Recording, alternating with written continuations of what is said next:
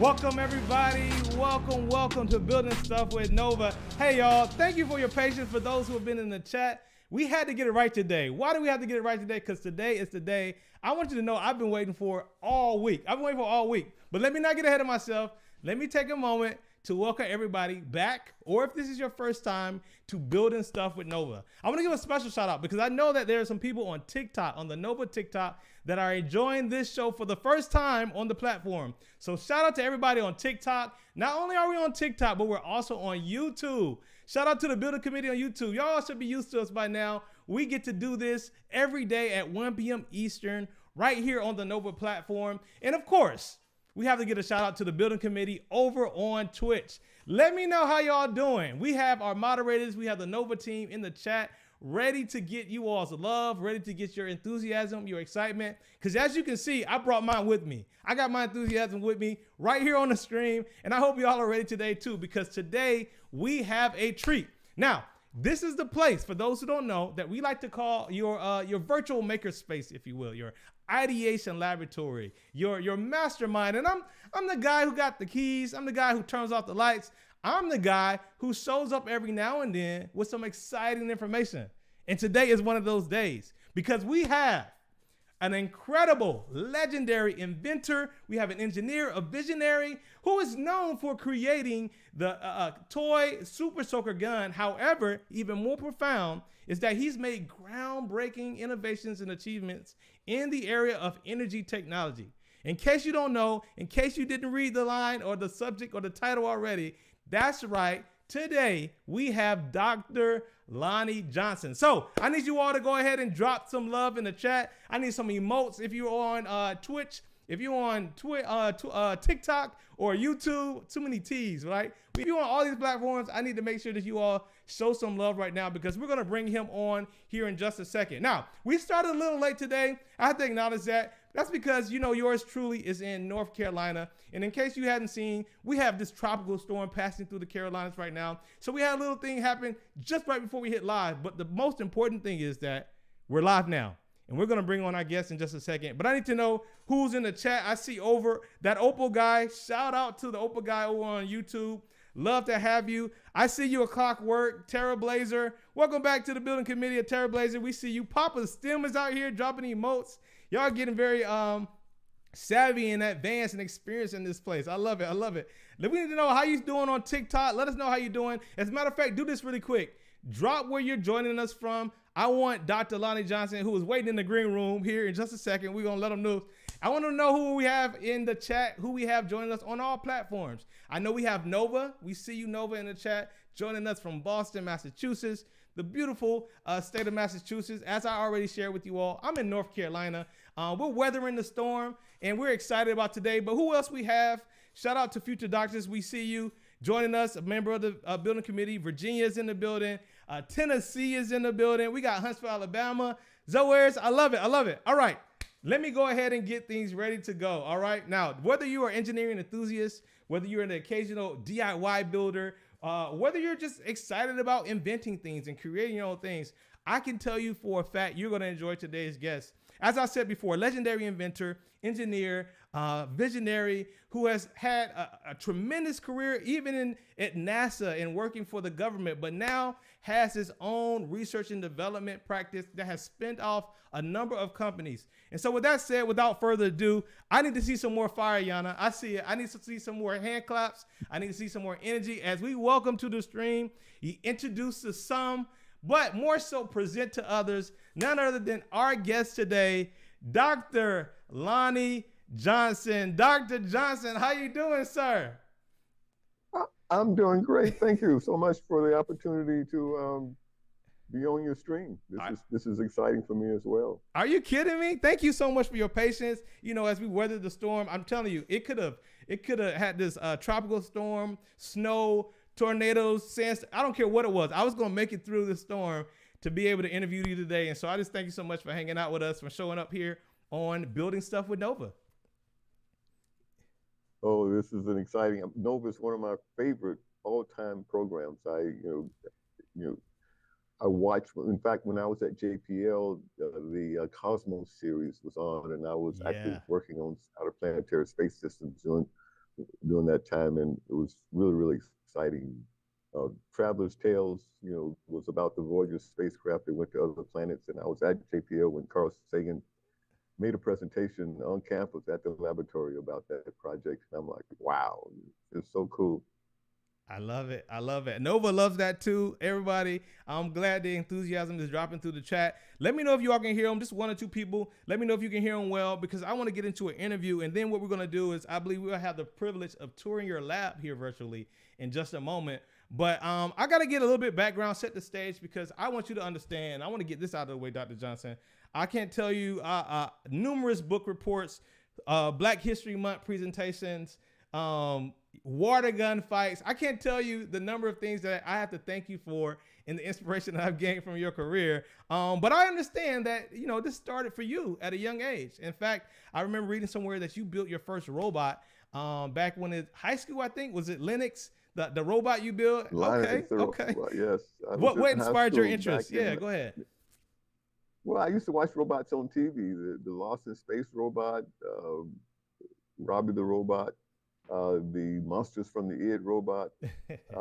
And nobody told me those robots had people inside, and I wanted to have my own robot, so I started building it. It took me about a year, but I ended up with a robot that was fully remote control. It took a lot of time because I had to figure it out as I went along, a lot of problem solving. Problem solving is it's just a natural human trait. It's what human beings are built to do. We're good problem solvers. And so, when we have a challenge, we will think our way through it and come up with solutions. It's almost, for me, it's like magic. You can envision something and then turn that vision into reality. It's like mind over matter. Yeah, Literally, indeed. making things work the way you envision them to happen. Yeah, indeed. One of the reasons why I've been so inspired by you is because at my young age, I had like a junk drawer. I had all types of this random materials that I tried to make into various things. I put my mind over that matter and try to get it to do what I wanted to do. And in terms of other things we have in common is that I'm also a HBCU grad, and I understand, with the Tuskegee University, Alabama roots, and you had the opportunity to get a couple of jobs with the federal government, including your time at NASA. I'm wondering if you could share a little bit about what you remember about those early projects that you worked on prior to the Super Soaker, prior to the things that, sort of blew you up.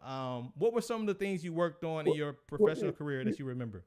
Geez, let's see, my professional career. Wow, where to start? Graduated from Tuskegee with a master's in nuclear engineering, worked at Savannah River Laboratory, a nuclear research lab,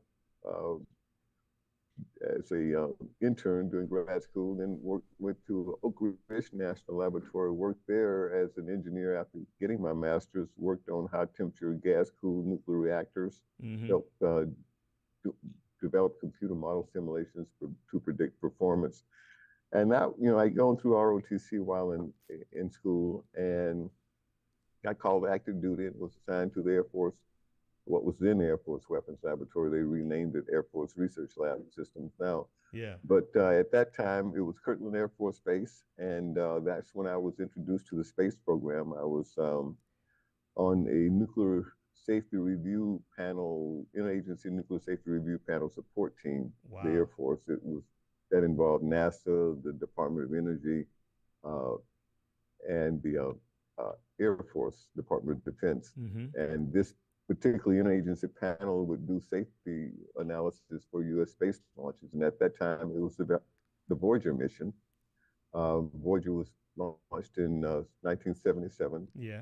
But because it used a nuclear power source, it required presidential approval. So this interagency panel of experts would meet periodically, do safety analysis, and review these analysis. And my job was to support that team and perform safety analysis for the launch of the Voyager mission. I actually did some orbit insertion analysis that showed some things that could happen that NASA had not predicted. And as a result, NASA offered me a job at the Jet Propulsion Laboratory. And I was really excited about that because, doing safety reviews and second guessing the designers and engineers, looking for things that could go wrong.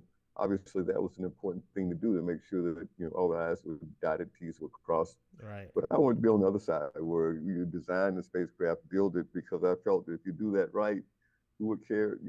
The second guessing would never be looked at. Right. So I wanted to see how it was done. I was really curious because you hear about these missions where NASA would launch a spacecraft and it would travel literally in interstellar space for years. Sometimes you hear about something went wrong, Right. and then you hear the mission's a go again, everything's on track. And I'm like, yeah, I know they didn't go up there and fix that thing. So what did they Right. really Right. How do? did they get How it did this done? all Yeah. happen? So I wanted to know how it was done, and I learned a lot. But the most important thing that I learned was that that success is the result of a lot of hard work, a Yeah. lot of problem solving, a lot of perseverance. Running into problems that at one point I was, when we found out the radiation levels at Jupiter were much higher than anticipated, and we tested the imaging system at those levels, the pixels all bloomed, you couldn't get a picture image. Was that the And I'm like, Galileo wow, mission? Because I know you worked on the that Galileo was the mission. Galileo mission. Yeah, Okay, that was that's the what it was. Galileo All mission right. to Jupiter. And I'm like, wow, that's really frustrating because up to that point, I was really excited because the camera was so much better than Voyager. Mm-hmm. And the images I thought were going to be really, really great. We're going to be flying much closer to the planet. And I was all excited. But then when we couldn't get an image, I'm like, wow, that's frustrating. And these guys didn't break a stride. I mean, there's a Wow. little tweak here, a little fix over there, a little bit here. And next thing you know, problem solved, we're moving on to the next one. It was really, really cool. Yeah. So perseverance is one of the most important things, and just hard work to solve problems and deal with things as they came up. Yeah, yeah. And one of the other things that I hear in your story, even prior to, was curiosity. And the story goes, and you can Right. tweak, you can correct me if I'm wrong. It was a side project, something you were doing on your spare time, working on a pump. You put a little nozzle on the bathroom sink, and you see the water pressure, or you see the water pressure bill, and just squirt out. And so all of a sudden, a light bulb goes off in your head. And you know what? This will make a great toy water gun. And there was the serendipitous experience in which the Super Soaker was born, which is a household name today. Super Soaker is a household name. I'm curious to know, what did you do next though? Like the moment you were like, man, this is like your eyes go wide and you're like, man, this is a good idea. I did this on my spare time. This was not at work. This is great. What did you do next? Like, tell us what you did next. Well, what's interesting about that is that at the time I was actually working on a refrigeration system. I wanted a refrigeration system that would use water instead of Freon because Freon is bad for the environment. So I've always had this concern about the environment. And so I was experimenting with the Super Soaker, with these nozzles that I made for the heat pump and shot the stream of water across the bathroom. And I thought to myself, at that point, I had several inventions. I've been talking to investors and trying to get funding to try and get the project something off the ground and commercialized, and it was just frustrating. So I thought to myself, geez, I could do a toy water gun.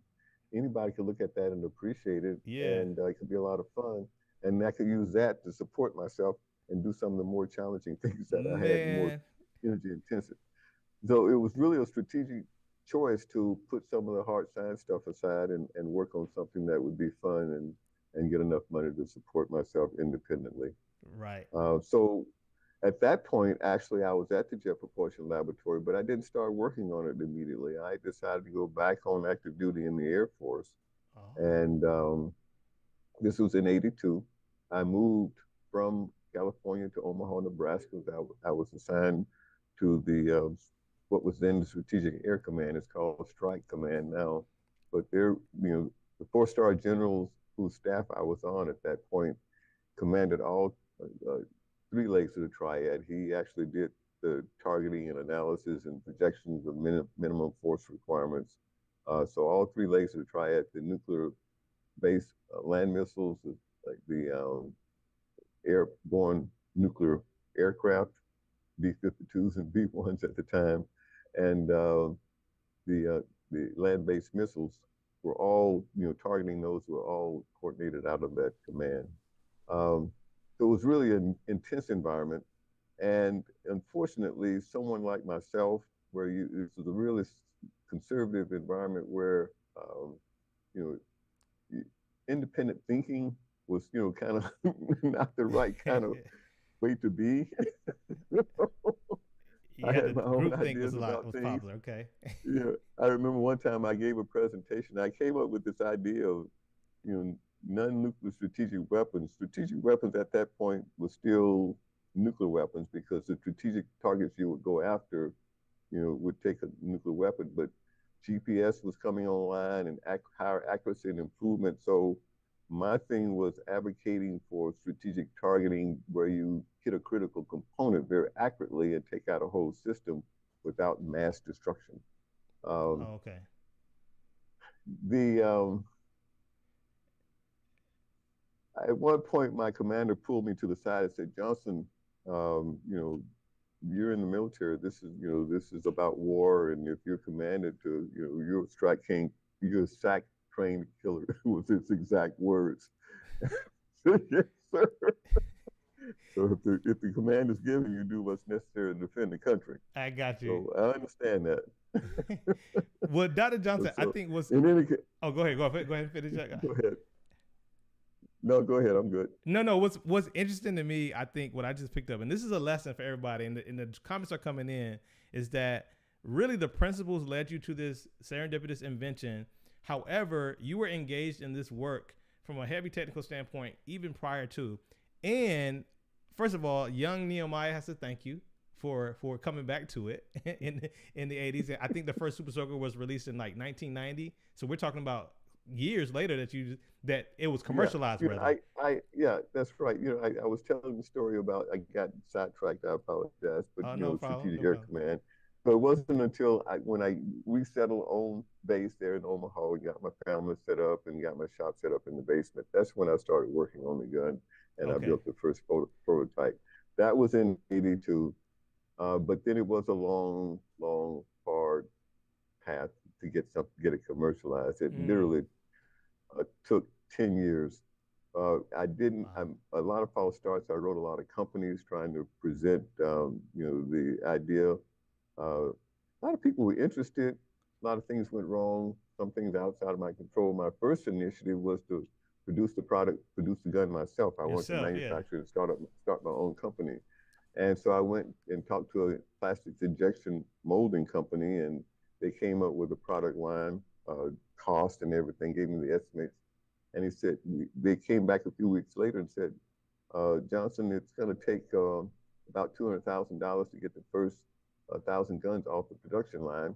And so, before he could describe anything else, I stopped and thought, I guess I didn't hear anything else, because I'm thinking, okay, it's a lot of money. $200,000 for 1,000 guns. That's 200 a gun. Who's going to pay $200 for a water gun?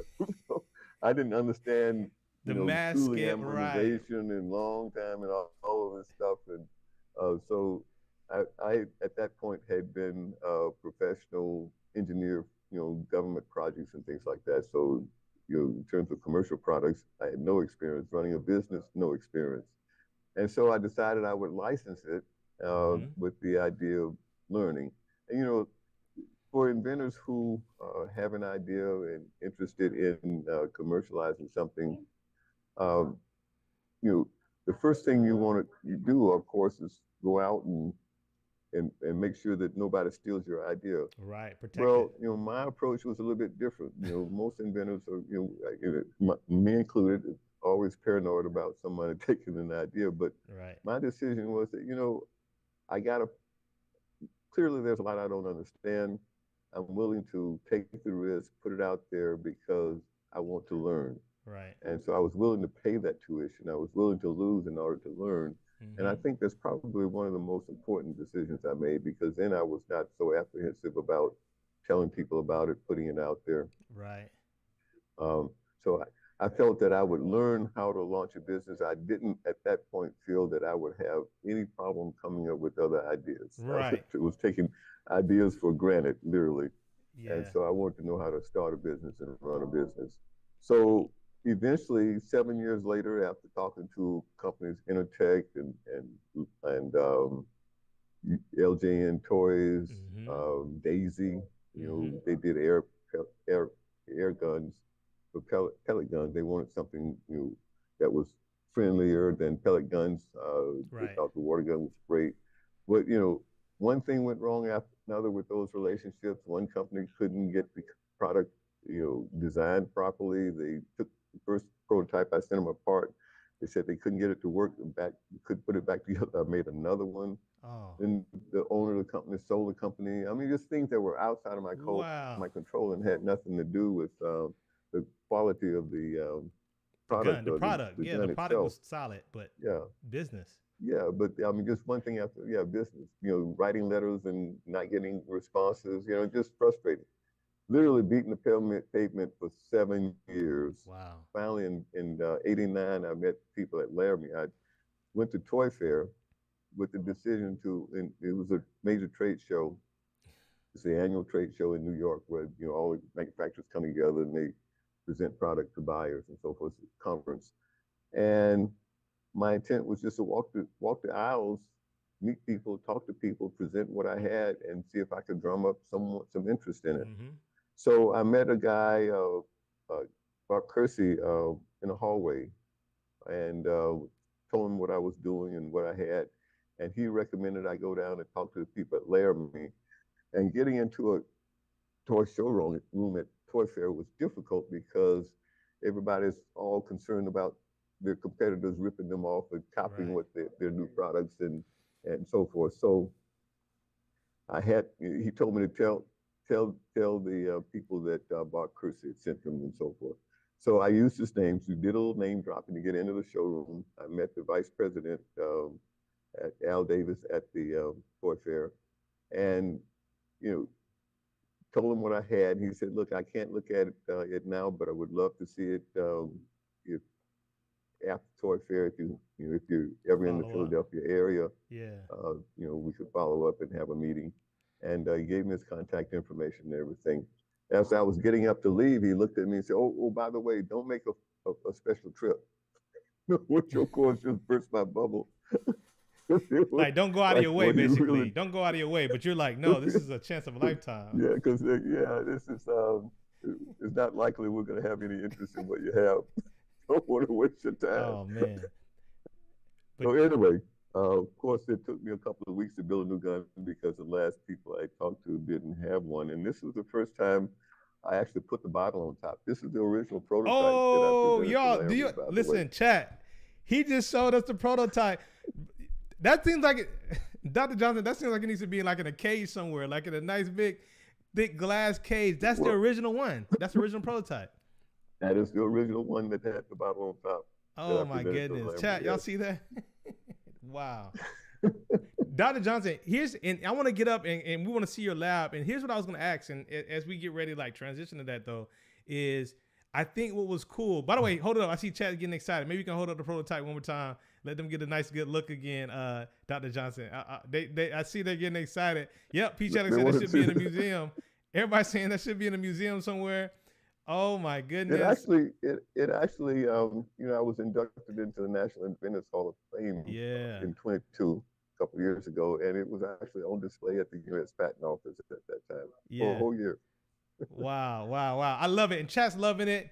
TikTok, YouTube, Twitch, y'all continue to throw out your love. But as we transition to your lab, one of the things I picked up, and I didn't even know this, you were already working on a project in your spare time around the idea of sustainability. You were working on a heat pump because you wanted a refrigeration system that didn't use Freon, right? So now as we get ready to look at your lab, and we're going to switch our view here in a little bit. We can go ahead and switch our view now, actually. But as we look at your lab, one of the thoughts I had to ask you was about that transition, right? About the transition. Let me make sure everybody's good to see where you at. All right. So in terms of the transition, right? It wasn't really a transition. You were already a person who cared about sustainability. You cared about these things. But can you talk a little bit about that motivation after you hit it big with this toy in the toy industry? Talk a little bit about motivation and energy.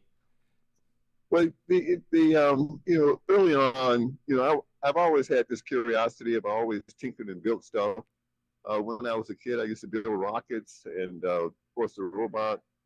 But when I used to build rockets and some of the other things, I literally had some things blow up on me. Oh. And at one point, I came close to losing my sight and hearing.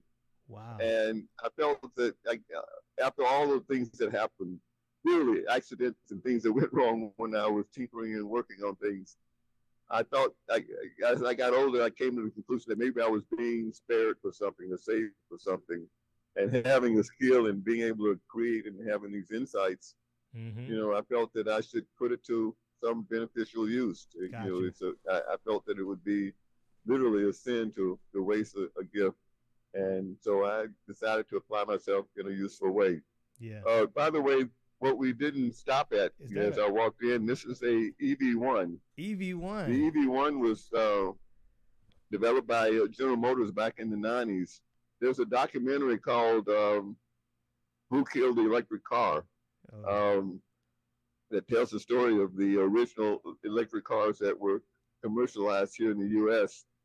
The That was a sort of a false start, but a real start. California had mandated that a certain number of electric vehicles produced in that state would be non fossil fuel, and EV1 was and a series of electric cars. The RAV4 was another one, I think, that were put on the market in the late 90s, but right? General Motors eventually was it late 90s? Okay. General Motors eventually recalled all of those cars and literally crushed them. If you're interested in seeing that story, I would encourage your viewers to look for the documentary Who Killed the Electric Car. Okay. Well, we're in the battery laboratory now. This is the Maycore bank here. Each one of the little plug-in points here is where we can actually connect the battery, charge and discharge the battery, and we can monitor how well we're doing in terms of moving the technology forward. Our ultimate goal is to put batteries in electric cars. I started working on battery technology literally over 25 years ago. Wow. In 1998, with a license from Oak Ridge National Laboratory for thin film micro battery technology. We attempted to commercialize that technology from micro power sources, but it turned out that everybody wanted a lower cost battery with more energy storage capacity. So I decided to work on the technology. I did an analysis that showed that solid state batteries could hold much more energy, about today twice the energy of lithium ion. And I felt that I should develop that technology, get the intellectual property in place and everything, and wait on the industry to realize that solid state batteries would be the next technology beyond lithium ion. And that's where we are. We have batteries that are working. We're refining the technology. We have developed unique materials that no one else has. It's all protected with intellectual property, patents, of course. So for inventors, I would encourage you to protect your intellectual property. In fact, when I did the license with Laramie, that patent turned out to be very, very important because that was what the basis on which the deal was formed. You can see, as you look around the laboratory, you can see we have a number of glove boxes. We work with lithium. Lithium is very corrosive, so we use special gases, argon primarily, inside the boxes so that we don't get parasitic reactions. We make batteries here. We're making small ones. They're being made by PhD level scientists. We're not in production, but we are doing some things here that no one else in the world is doing, or no one else in the world has. The development, yeah. And by the way, just to be clear, as you continue to walk, like solid state batteries, our typical batteries are liquid, right? It's either like a liquid or a gel, but you all have invented a battery. I like to refer to it as no more chemicals in a can because they are solid. We use there's no liquid. Even people who claim polymer batteries are solid. They are actually gels. There's a liquid suspended in a polymer to make other batteries. So this is a true solid state battery. We use only metal, ceramic, glass, metal oxide materials. So it's all ceramic and metal materials and glass.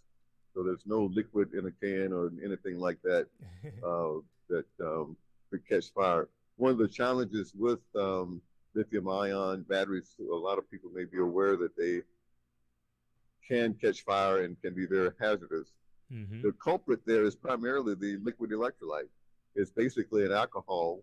So if the battery overheats, has an internal short or something like that, then that alcohol starts to boil and build up pressure inside the battery and burst the can open. If you're already at a high temperature, it starts to burn.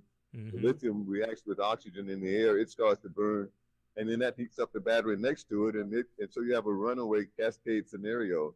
So we're developing batteries that don't have that problem. In fact, we form these cells, some of them we form at temperatures as high as 600 degrees centigrade. So the electrolyte and the cathode material interface is very stable, and we can operate it at high temperature. That's incredible. That's incredible. That's incredible. I have more questions, but I want to let you get through the lab.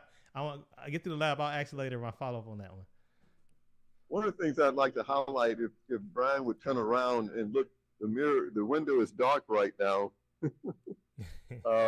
but the window here at the end of the walkway here is actually leads to a robotics area that where we host high school level kids in robotics. And I put the window in the wall so that when the kids are working in their lab or space on robots, they can see through the window and see their future jobs here, scientists, adults working on real technology and doing their thing. So this is kind of gives them a clear path and through the kind of things that they can do. In fact, we have one engineer on staff who actually started in that program. He started it when he was in about the 6th or 7th grade.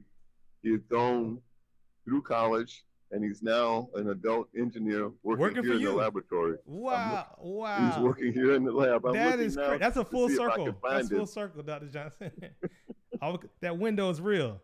That window, metaphorically and literally. I love it.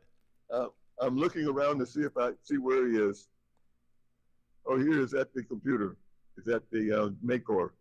Oh man, chat, you all got to see this guy. His name is Jameson.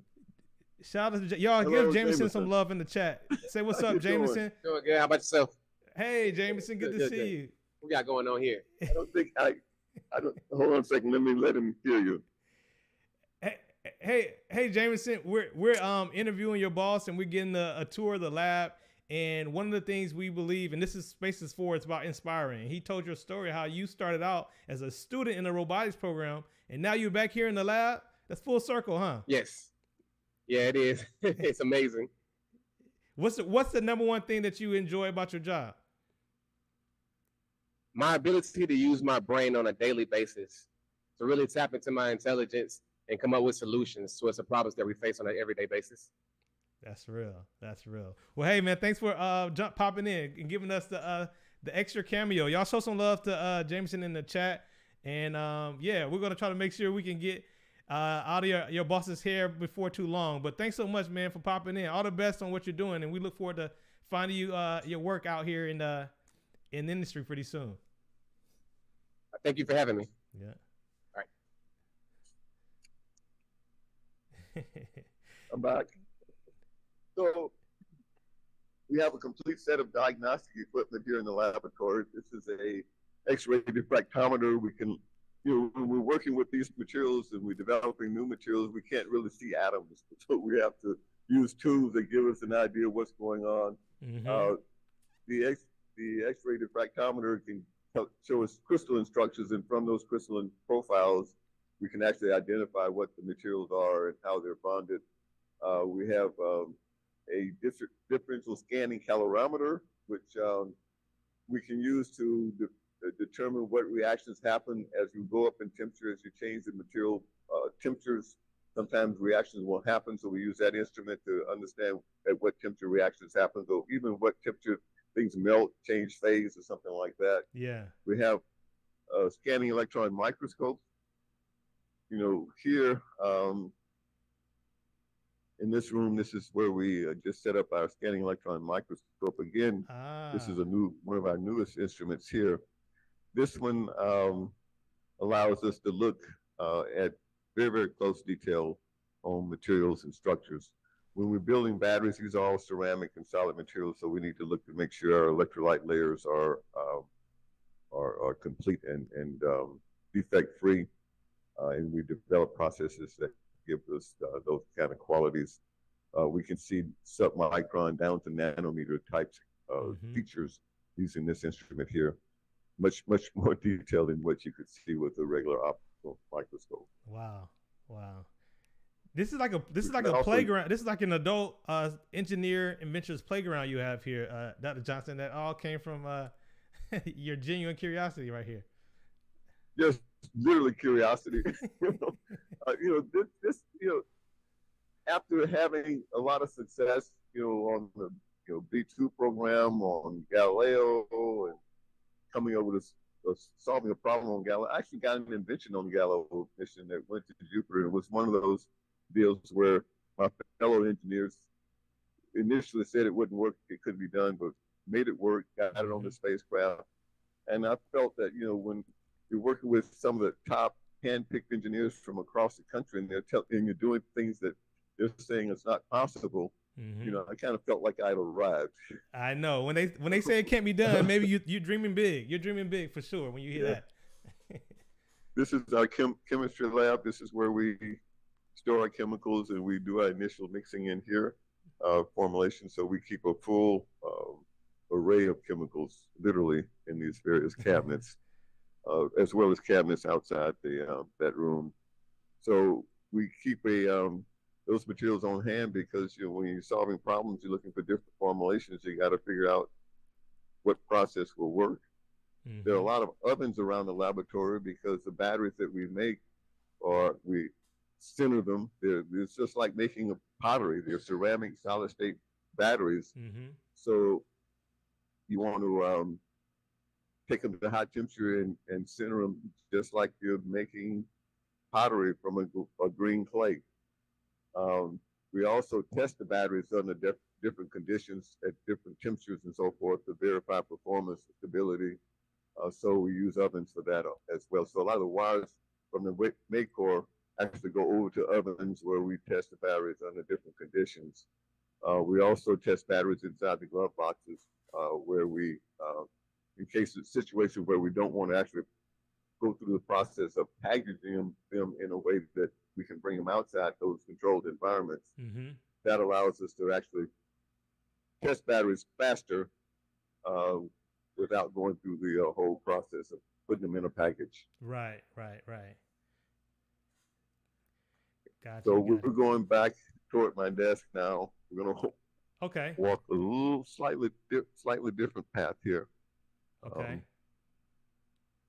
Go around. So you got classrooms and like meeting rooms and cubicles and all that in the space in your lab? Cubicles, these are all for the engineers. Nice. This is what you're looking at now. Oh, this is the my Super goodness. Wall, of course. Dr. Johnson, listen, if I was there and I saw all those super soakers, I probably would want to try every single one of them. Are those all of them? Are this all the designs right there? No. This is not all of them. Oh, okay. In fact, the other thing that people may not know, if you look here, you'll see several Nerf guns on the wall as well. Right. When Super Soaker became successful, here again, this is me taking on challenges and wanting to challenge myself, take on tough problems. When Super Soaker became successful, I decided I wanted to be the king of all toy guns, and so the only other guns on the market were Nerf dart guns. Right. Hasbro already had the market, they had the shelf space, they were in the stores, and so there was no real reason to do a deal with me. But I started redesigning Nerf guns and taking performance to another level. Did a whole line of dart guns, small ones, big ones, medium size, and I even developed a fully automatic machine gun Nerf. This was the first time something like that had been done. Wow. It operated on compressed air, and you pull the trigger, and it was literally fire off a series of rounds from rapid fire. So I presented that to Laramie, and I think, not to Laramie, but to Hasbro, and I think they decided that they didn't want me to take that product line to one of their competitors, so they did a deal with me. And so keep it here. One of the lessons I learned, this is something that your listeners might be interested in. Super Soaker was a patent license. The water gun was a patent license, which means that it's a utility patent. And I had a whole series of patents after that. I did various designs and versions. But it was a utility patent. So anytime they used that technology, they paid royalties. But when Super Soaker became successful, the brand was really the hallmark. And I didn't, in my contract, I didn't have control of the brand name, so they could put other products under the Super Soaker brand. They did sprinklers and water toys and other things, yard toys that didn't really use my patents. I've seen them. So I didn't collect royalties on those. So when I did the Nerf line, I said, look, I want to have my own product line under Nerf. Call it what you like, but anything you put under that product line, you need to pay royalties on. I was confident that eventually my line would take off and outsell anything else they had. And sure enough, N-Strike became the #1 line. Boom. Yeah, N-Strike. Lightning struck twice, then I guess. And I became the king of all toy guns. Wow. Just sheer by challenging myself and setting that as a goal. Right. And so I've set some pretty challenging goals for myself. I don't, so far, have not failed, and I think sometimes maybe I haven't failed because I just haven't given up.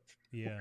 But the batteries, I mentioned that I've been working on those for about 25 years, but the water gun took 10 years, if you recall from my earlier discussion. So, right. The batteries, so that's hard science, a lot tougher. So it's not. It ought to be longer. Yeah, yeah, for sure. Well, listen, I know you've been with us. Technology.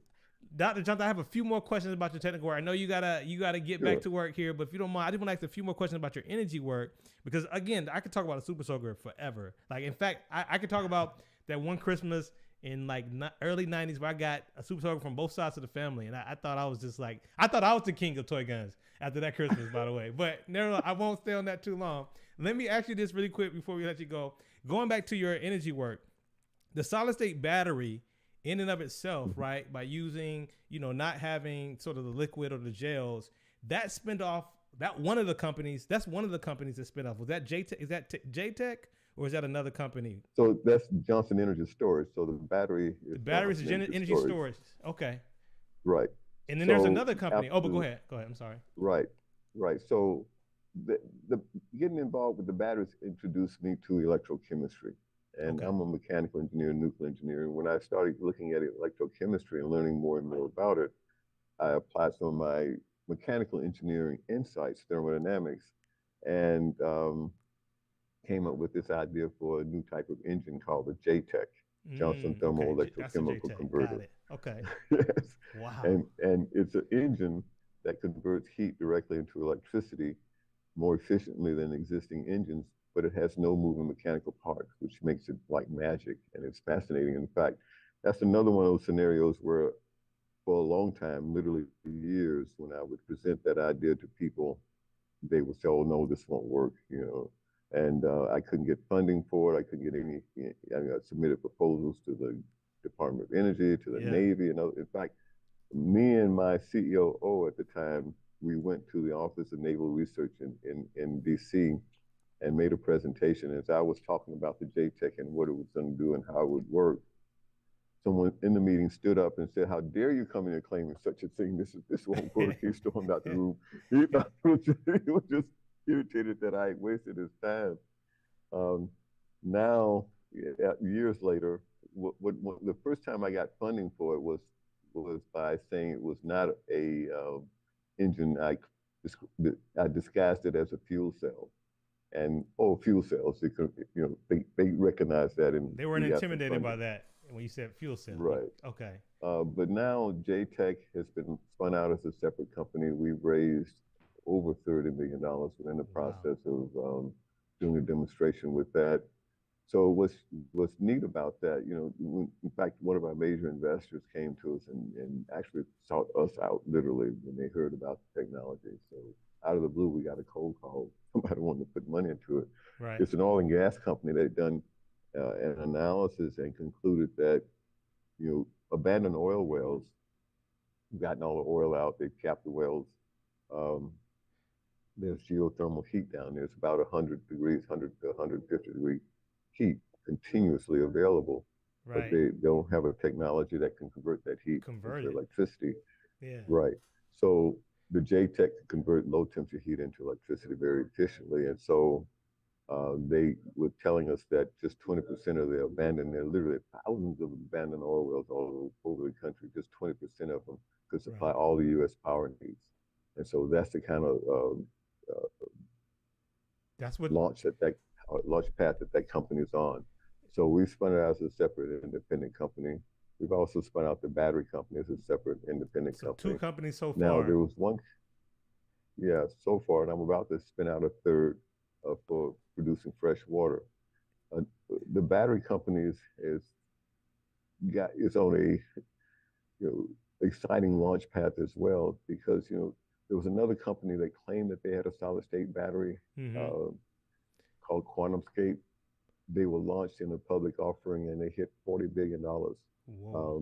We have a better technology. Better. Okay. Hey, listen. If you must say so yourself, your technology. I must say so myself. A little slight flex. Well, I have one more question for you. Before I do, sorry chat. I've been so consumed, and also we want to make sure we don't take too much of this time. I know we started a little late, but there was a quick question over on YouTube, I think around your thoughts, generative AI. I don't know if that was sort of something that came across your radar. Let me see if I can get that on the screen. I can read that really quick. It's from the chat. I just didn't know if you had any thoughts on generative AI.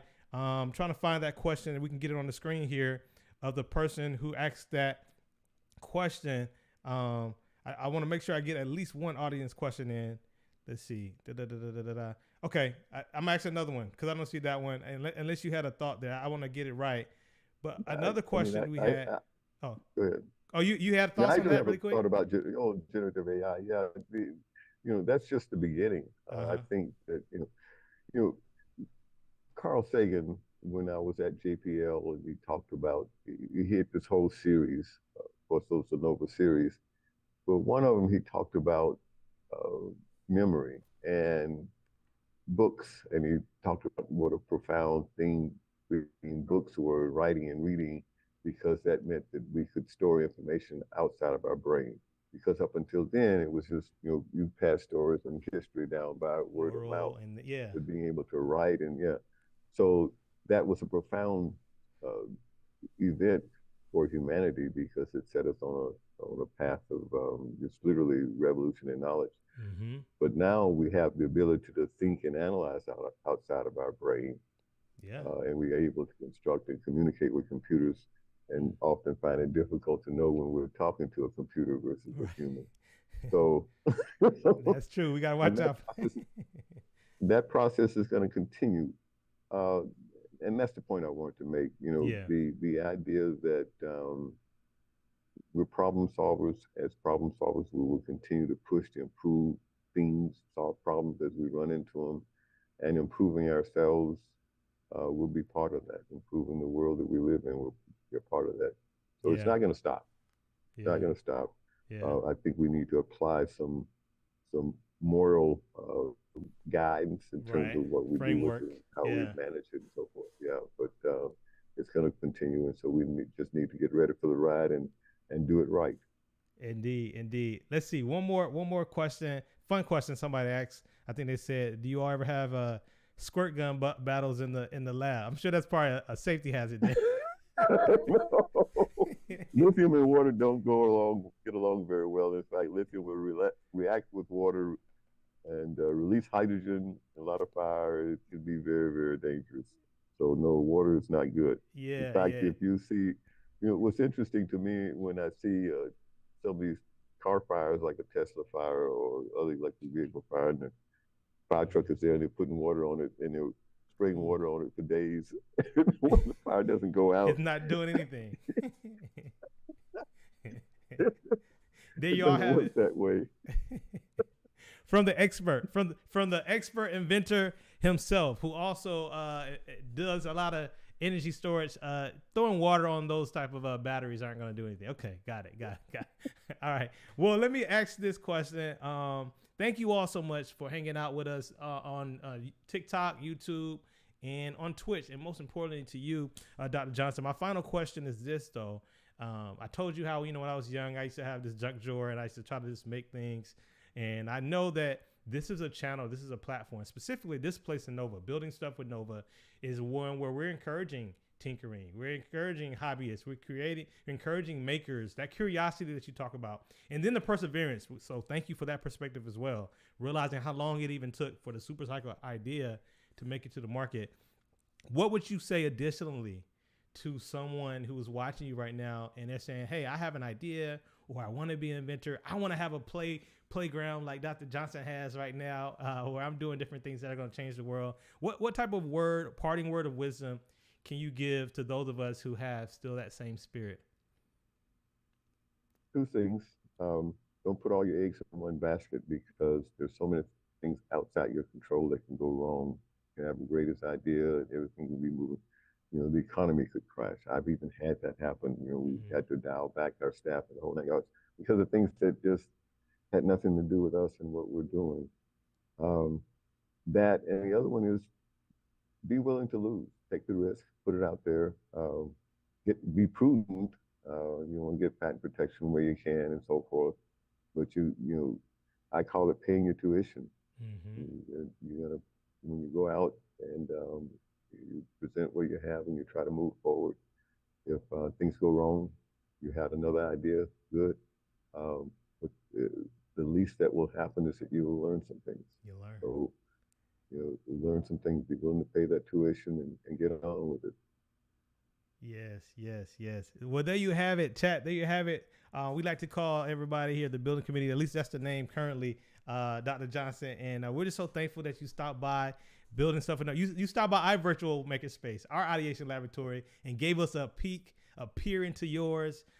Your story is just phenomenal. We'll never forget that, not putting your eggs in one basket, because you obviously took a quick pivot to create the Super Soaker and bringing that to fruition. So thank you. And then that in turn now is empowering you to do, Johnson Energy Storage, which came out of your lab, JTech, and then the phenomenal groundbreaking thing that you mentioned. I don't know if y'all caught that, chat.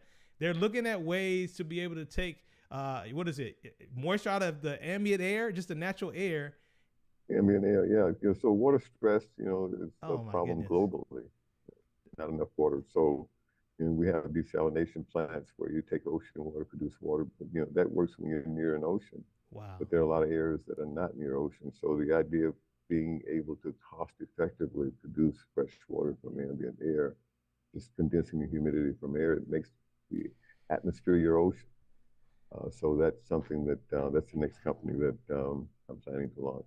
That's the next big thing. We'll be keeping an eye out for that. As everybody, put your thank yous in the chat. Herself, this was awesome. Thank you, Dr. Johnson. This is coming through. Thanks for the tour of your laboratory. Yana says, thanks for talk about setting up the next generation for success. Thank you, YouTube, TikTok. We feel the love.